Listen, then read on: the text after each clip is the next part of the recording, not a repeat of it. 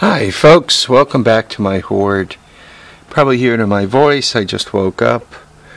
So last night was this is my short week, so 2 11-hour nights. But I took off tonight, so here I am making you videos.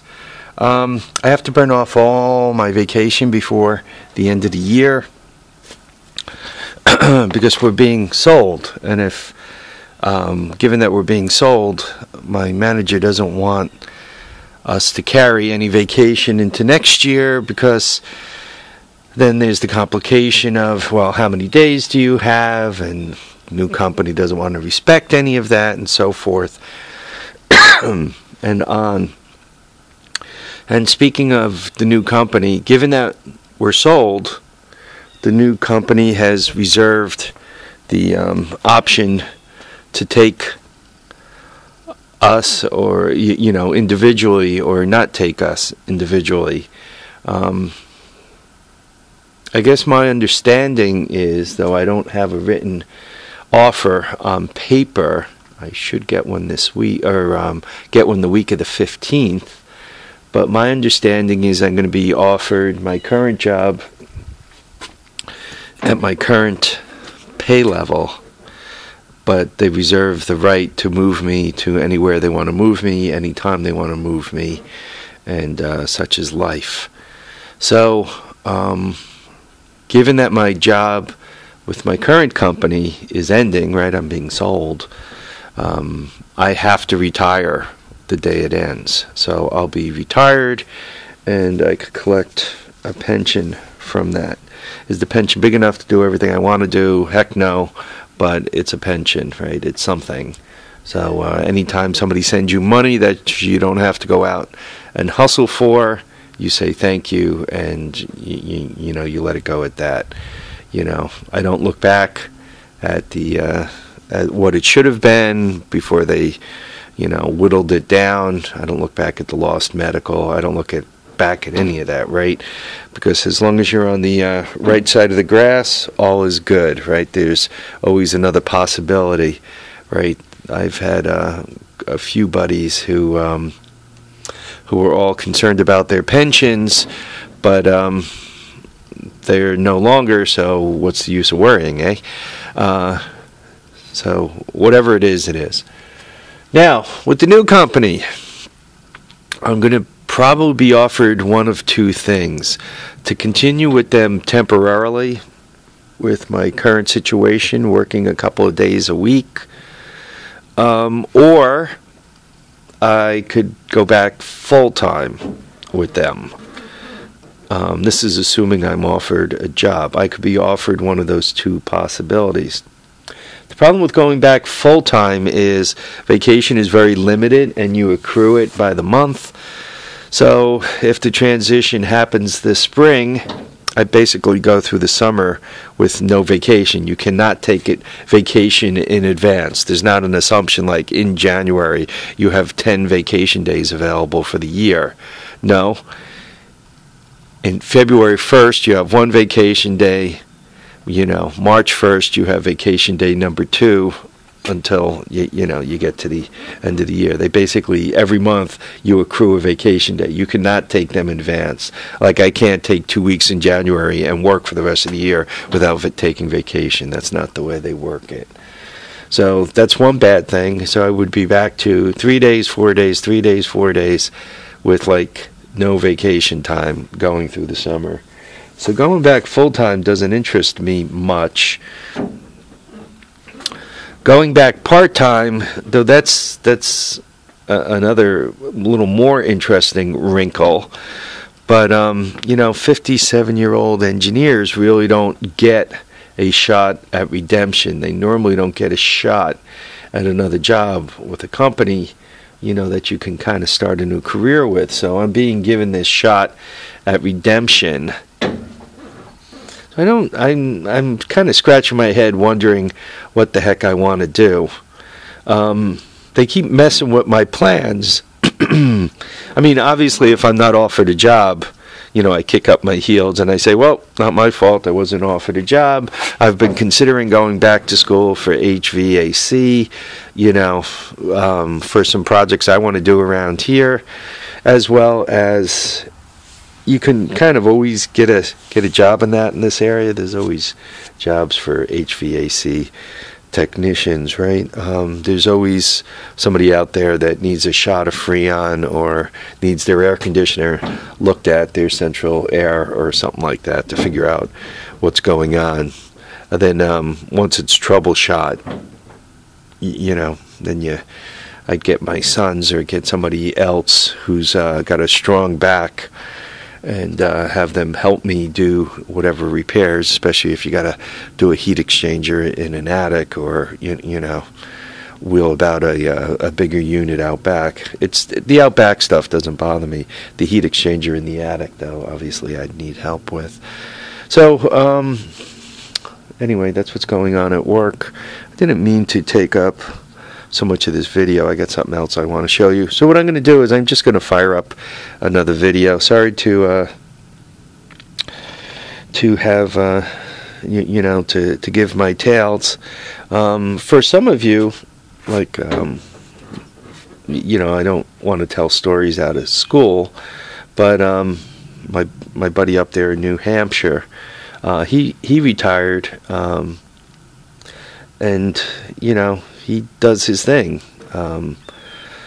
Wild-eyed northern boy. I mean, if you watch his videos, he makes it no secret that he got it retired, or however he managed to save up money, and so he does his own thing. I mean, there's a lot to be said for that. My buddy in New Hampshire seems to be a little better at getting up and getting to it, and running with a rudder. He seems to have a pretty good rudder. I'm concerned. I am a little concerned about, you retire and you kind of get busy doing other stupid things.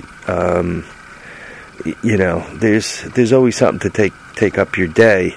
I'm concerned that I'm about the self-discipline to get up, get out every day. I mean, it's easy to say, hey, it's cold, maybe I'm going to read a book, or some other jackass did something stupid and shot up a mall, or shot up whatever, and shot themselves up, or wanted to have fisticuffs with cops and it didn't turn out well. Whatever stupid thing there is out there, right? One could literally spend all day flipping from channel to channel, tying yourself up on the world news, or tying yourself up on financial stuff, right? I do day trade and invest and stuff like that. It's very, very easy to keep yourself busy, but to get nothing done, not to move forward. One of the good things about working for a living is it does make you allot your time, right? You wake up in the morning, you got to go to work. After work, there are certain things that need to be done, whether it's oil changes on the car, cutting the lawn, or playing with your toys. If I don't know. I'm concerned about maintaining the self-discipline to keep things moving forward. It's quite honestly, it's hard to come out here. And though I love the Horde, there are days I do battle with the Horde, trying to move things forward, move things undercover, and stuff like that. Being full-time, right, I'm going to definitely have to be careful about taking anything else in. But, I watch Craigslist. One of the things I do, I watch Craigslist, I watch eBay and all that. And let's say an eBay auction goes by for $500, and a guy's got a load like this, sitting there right there for $500. The Bolins, the 125, the 230, the Kawasaki's, throwing that 125 for $500, right? And it's a buy it now. The guy's somewhat local to me, so I could go pick it up.